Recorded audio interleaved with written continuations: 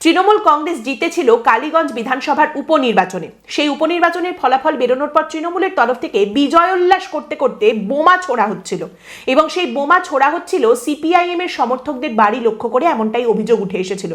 এবং ওই বোমার আঘাতে মারা যায় ছোট্ট তামান্না, চতুর্থ শ্রেণীর ছাত্রী তামান্না। সেই বোমার আঘাতে মারা যায় তৃণমূল কংগ্রেসের বিজয়োল্লাস থেকে ছোড়া বোমা। এবং এই ঘটনার পরে তামান্নার মা বারবার প্রতিবাদ করেছেন, তার মেয়ের জন্য বিচার চেয়েছেন। কিন্তু এখন কি হচ্ছে সেখানে জানেন কি? তামান্নার মা আত্মহত্যা করার চেষ্টা করেছেন। কেন?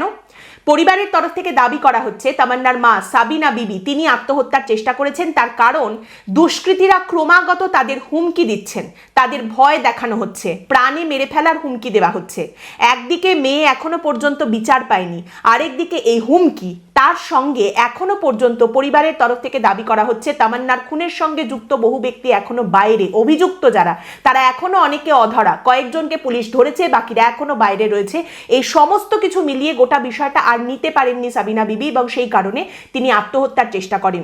গভীর রাতে অচৈতন্য অবস্থায় তাকে উদ্ধার করা হয় বাড়ি থেকে। তারপর তাকে প্রথমে প্রাথমিক স্বাস্থ্য কেন্দ্রে নিয়ে যাওয়া হয়, সেখান থেকে জেলা হাসপাতালে নিয়ে যাওয়া হয় এবং ডাক্তাররা বলেন যে তিনি অনেকগুলো ঘুমের ওষুধ একসঙ্গে খেয়ে ফেলেছিলেন এবং সেভাবেই তিনি আত্মহত্যার চেষ্টা করেছিলেন।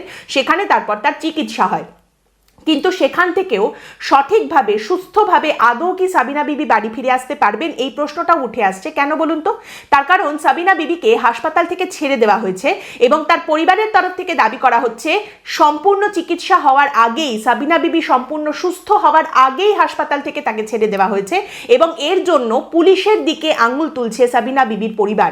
তারা বলছে যে পুলিশের তরফ থেকে জেলা হাসপাতালের ওপরে চাপ দিয়ে জোর করে সাবিনা বিবিকে ছুটি করিয়ে বাড়ি পাঠিয়ে দেওয়া হয়েছে।